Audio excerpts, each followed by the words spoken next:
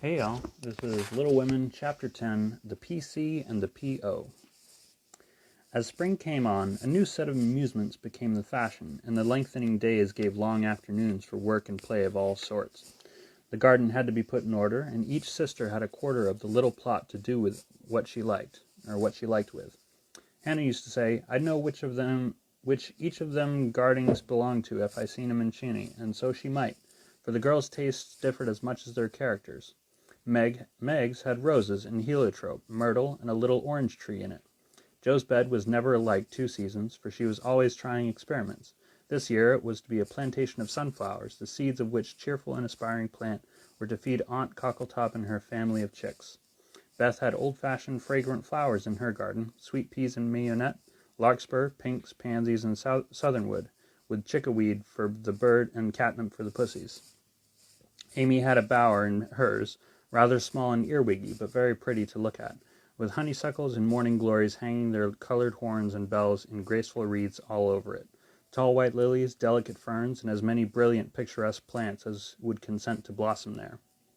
Gardening, walks, rows on the river, and flower hunts employed the fine days, and for rainy ones they had house diversions, some old, some new, all more or less original. One of these was the P.C., for as secret societies were the fashion, it was thought proper to have one, and as all the girls admired Dickens, they called themselves the Pickwick Club. With a few interruptions, they had kept this up for a year, and met every Saturday evening in the big garret, on which occasions the ceremonies were as follows. 3 chairs were arranged in a row before a table on which was a lamp, also 4 white badges, with a big P.C. in different colors on each, and the weekly newspaper called the Pickwick Portfolio, to which all contributed something, while Joe, who revelled in pens and ink, was the editor. At 7 o'clock the 4 members ascended to the club-room, tied their badges around their heads, and took their seats with great solemnity. Meg, as the oldest, was Samuel Pickwick; Joe, being of a literary turn, Augustus Snodgrass; Beth, because she was round and rosy, Tracy Tupman; and Amy, who was always trying to do what she couldn't, was Nathaniel Winkle. Pickwick, the president, read the paper, which was filled with original tales, poetry, local news, funny advertisements, and hints, in which they good-naturedly reminded each other of their faults and shortcomings.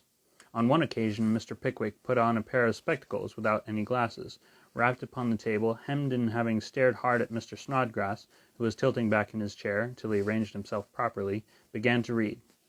The Pickwick Portfolio, May 20th, 18 Poet's Corner, Anniversary Ode. Again we meet to celebrate, with badge and solemn rite, our 52nd anniversary in Pickwick Hall tonight. We all are here in perfect health, none gone from our small band. Again we see each well-known face, and press each friendly hand. Our Pickwick always at his post, with reverence we greet, as spectacles on nose he reads our well-filled weekly sheet. Although he suffers from a cold, we joy to hear him speak, for words of wisdom from him fall, in spite of croak or squeak. Old 6-foot Snodgrass looms on high, with elephantine grace, and beams upon the company with brown and jovial face. Poetic fire lights up his eye, he struggles 'gainst his lot. Behold ambition on his brow, and on his nose a blot. Next our peaceful Tupman comes, so rosy, plump, and sweet, who chokes with laughter at the puns, and tumbles off his seat. Prim little Winkle too is here, with every hair in place, and a model of propriety, though he hates to wash his face. The year is gone, we still unite, to joke and laugh and read, and tread the path of literature, that doth to glory lead. Long may our paper prosper well, our club unbroken be, and coming years their blessings pour on the useful gay P.C. Augustus Snodgrass. The Masked Marriage, a Tale of Venice. Gondola after gondola swept up to the marble steps, and left its lovely load to swell the brilliant throng that filled the stately hall of Count d'Adelon. Knights and ladies, elves and pages, monks and flower girls, all mingled gaily in the dance. Sweet voices and rich melody filled the air, and so with mirth and music the masquerade went on. "Has your Highness seen the Lady Viola tonight?" asked a gallant troubadour of the Fairy Queen, who floated down the hall upon his arm. "Yes, is she not lovely, though so sad? Her dress is well chosen too, for in a week she weds Count Antonio, whom she passionately hates. By my faith, I envy him. Yonder he comes, arrayed like a bridegroom, except the black mask. When that is off, we shall see how he regards the fair maid whose heart he cannot win, though her stern father bestows her hand," returned the troubadour. 'Tis whispered that she loves the young English artist who haunts her steps, and is spurned by the old count," said the lady, as they joined the dance. The revel was at its height when a priest appeared, and withdrawing the young pair to an alcove hung with purple velvet, he motioned them to kneel. Instant silence fell upon the gay throng, and not a sound but the dash of fountains or the rustle of orange groves, sleeping in the moonlight, broke the hush as Count d'Adelon spoke thus: "My lords and ladies, pardon the ruse by which I have gathered you here to witness the marriage of my daughter. Father, we wait your services." All eyes turned toward the bridal party, and a low murmur of amazement went through the throng, for neither bride nor groom removed their masks. Curiosity and wonder possessed all hearts, but respect restrained all tongues till the holy rite was over. Then the eager spectators gathered round the Count, demanding an explanation. Gladly would I give it if I could, but I only know that it was the whim of my timid Viola, and I yielded to it. Now, my children, let the play end, unmask, and receive my blessing. But neither bent the knee, for the young bridegroom replied in a tone that startled all listeners, as the mask fell, disclosing the noble face of Ferdinand Devereux, the artist's lover, and leaning on the breast where now flashed the star of an English earl was the lovely Viola, radiant with joy and beauty. "My lord, you scornfully bade me claim your daughter when I could boast as high a name and vast a fortune as the Count Antonio. I can now do more, for even your ambitious soul cannot refuse the Earl of Devereux and De Vere, when he gives his ancient name and boundless wealth in return for the beloved hand of this fair lady, now my wife." The Count stood like one changed to stone, and turning to the bewildered crowd, Ferdinand added, with a gay smile of triumph, "To you, my gallant friends, I can only wish that your wooing may prosper as mine has done, and that you may all win as fair a bride as I have by this masked marriage." S. Pickwick. Why is the PC like the Tower of Babel? It is full of unruly members. The history of a squash. Once upon a time a farmer planted a little seed in his garden, and after a while it sprouted and became a vine and bore many squashes. One day in October, when they were ripe, he picked one and took it to the market. A grocer man bought it and put it in his shop. That same morning a little girl in a brown hat and blue dress, with a round face and a snub nose, went and bought it for her mother.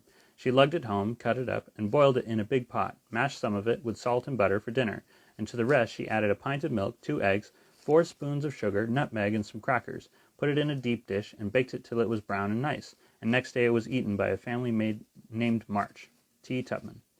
Mr. Pickwick, Sir, I address you upon the subject of sin. The sinner, I mean, is a man named Winkle, who makes trouble in his club by laughing, and sometimes won't write his piece in this fine paper. I hope you will pardon his badness, and let him send a French fable, because he can't write out of his head, as he has so many lessons to do, and no brains in future. I will try and make time by the fetlock, and prepare some work which will be all comme il la faut.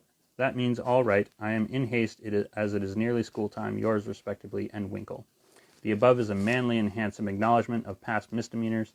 If our young friends studied punctuation, it would be well. A sad accident. On Friday last, we were startled by a violent shock in our basement, followed by cries of distress. On rushing in a body to the cellar, we discovered that our beloved president, prostrate upon the floor, having tripped and fallen while getting wood for domestic purposes. A perfect scene of ruin met our eyes, for in his fall Mr. Pickwick had plunged his head and shoulders into a tub of water, upset a keg of soft soap upon his manly form, and torn his garments badly. On being removed from the perilous situation, it was discovered that he had suffered no injury but several bruises, and we are happy to add is now doing well. Editorial. The public bereavement. It is our painful duty to record the sudden and mysterious disappearance of our cherished friend, Mrs. Snowball Patpaw. This lovely and beloved cat was the pet of a large circle of warm and admiring friends, for her beauty attracted all eyes, her grace and virtues endeared her to all hearts, and her loss is deeply felt by the whole community. When last seen, she was sitting at the gate, watching the butcher's cart, and it is feared that some villain, tempted by her charms, basely stole her. Weeks have passed, but no trace of her has been discovered, and we relinquish all hope, tie a black ribbon to her basket, set aside her dish, and weep for her as one lost to us forever. A sympathizing friend sends the following gem: a lament for S.B. Patpaw. We mourn the loss of our little pet, and sigh o'er her helpless fate. For never more by the fire she'll sit, nor play by the old green gate. The little grave where her infant sleeps is 'neath the chestnut tree, but o'er her grave we may not weep, we know not where it may be. Her empty bed, her idle ball, will never see her more. No gentle tap, no loving purr, is heard at the parlor door. Another cat comes after her mice, a cat with a dirty face, but she does not hunt as our darling did, nor play with her airy grace. Her stealthy paws tread the very hall, where Snowball used to play, but she only spits at the dog our pet so gallantly drove away. She is useful and mild and does her best, but she is not fair to see, and we cannot give her your place, dear, nor worship her as we worship thee. Advertisements. Miss Aranthe Bluggage, the accomplished, strong-minded lecturer, will deliver her famous lecture on Women and Her Position at Pickwick Hall next Saturday evening after the usual performances. A weekly meeting will be held at Kitchen Place to teach young ladies how to cook. Hannah Brown will preside, and all are invited to attend. The Dustpan Society will meet on Wednesday next and parade in the upper story of the clubhouse. All members to appear in uniform and shoulder their brooms at 9 precisely. Mrs. Beth Bouncer will open her new assortment of dolls' millinery next week. The latest Paris fashions have arrived, and orders are respectfully solicited.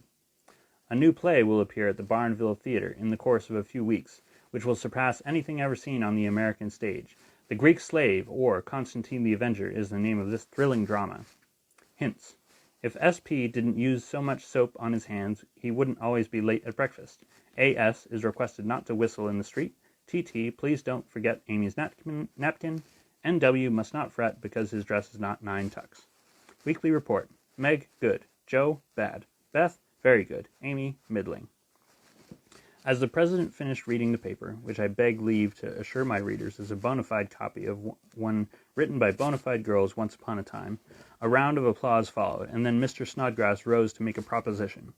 Mr. President and gentlemen, he began, assuming a parliamentary attitude and tone, I wish to propose the admission of a new member, one who highly deserves the honor, would be deeply grateful for it, and would add immensely to the spirit of the club, the literary value of the paper, and be no end jolly and nice. I propose Mr. Theodore Lawrence as an honorary member of the P.C. Come now, do have him. Joe's sudden change of tone made the girls laugh, but all looked rather anxious, and no one said a word as Snodgrass took his seat. We'll put it to a vote, said the president. All in favor of this motion, please to manifest it by saying aye. A loud response from Snodgrass, followed to everyone's surprise by a timid one from Beth. Contrary-minded say no. Meg and Amy were contrary-minded, and Mr. Winkle rose to say with great elegance, We don't wish any boys, they only joke and bounce about. This is a ladies' club, and we wish to be private and proper. I'm afraid he'll laugh at our paper and make fun of us afterward, observed Pickwick, pulling the little curl on her forehead, as she always did when doubtful. Up rose Snodgrass very much in earnest. Sir, I give you my word as a gentleman, Laurie won't do anything of the sort. He likes to write, and he'll give a tone to our contributions and keep us from being sentimental, don't you see? We can do so little for him, and he does so much for us. I think the least we can do is to offer him a place here, and make him welcome if he comes. This artful allusion to benefits conferred brought Tupman to his feet, looking as if he had quite made up his mind. Yes, we ought to do it, even if we are afraid. I say he may come, and his grandpa too, if he likes. This spirited burst from Beth electrified the club, and Joe left her seat to shake hands approvingly. Now then, vote again. Everyone remember it's our Laurie, and say aye, cried Snodgrass excitedly. Aye, aye, aye, replied 3 voices at once. Good, bless you. Now, as there is nothing like taking time by the fetlock, as Winkle characteristically observes, allow me to present the new member, and to the dismay of the rest of the club, Joe threw open the door of the closet, and displayed Laurie sitting on a rag bag, flushed and twinkling with suppressed laughter. You rogue! You traitor! Joe, how could you? Cried the 3 girls, as Snodgrass led her friend triumphantly forth, and produced both a chair and a badge, installed him in a jiffy. The coolness of you 2 rascals is amazing, began Mr. Pickwick, trying to get up an awful frown and only succeeding in producing an amiable smile. But the new member was equal to the occasion, and rising, with a grateful salutation to the chair, said in a most engaging manner, Mr. President and ladies, I beg pardon, gentlemen, allow me to introduce myself as Sam Weller, the very humble servant of the club. Good, good, cried Joe, pounding with the handle of the old warming pan on which she leaned. My faithful friend and noble patron, continued Laurie, with a wave of the hand, who has so flatteringly presented me, is not to be blamed for all the base stratagem of tonight. I planned it, and she only gave in after lots of teasing. Come now, don't lay it all on yourself. You know I proposed the cupboard, broke in Snodgrass, who was enjoying the joke amazingly. Never you mind what she says. I am the wretch that did it, sir, said the new member, with a Welleresque nod to Mr. Pickwick.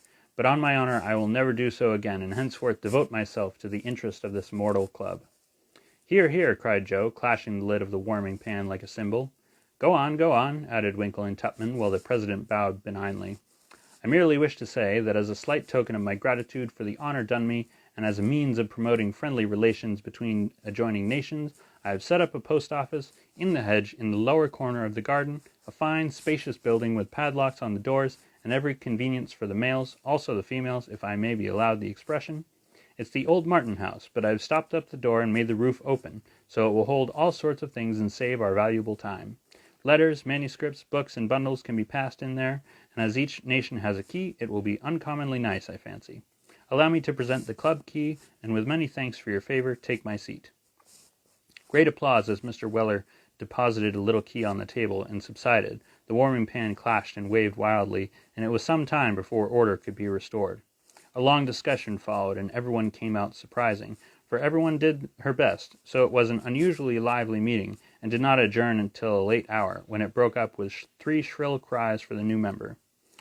No one ever regretted the admittance of Sam Weller, for a more devoted, well-behaved, and jovial member no club could have. He certainly did add spirit to the meetings, and a tone to the paper, for his orations convulsed his hearers, and his contributions were excellent, being patriotic, classical, comical, or dramatic, but never sentimental. Jo regarded them as worthy of Bacon, Milton, or Shakespeare, and remodeled her own works with great effect, she thought. The P.O. was a capital little institution, and flourished wonderfully, for nearly as many queer things passed through it as through the real office. Tragedies and cravats, poetry and pickles, garden seeds and long letters, music and gingerbread, rubbers, invitations, scoldings and puppies. The old gentleman liked the fun, and amused himself by sending odd bundles, mysterious messages, and funny telegrams. And his gardener, who was smitten with Hannah's charms, actually sent a love letter to Jo's care. How they laughed when the secret came out, never dreaming how many love letters that little post office would hold in the years to come. And thus ends Chapter 10. I love you all. Have a good night.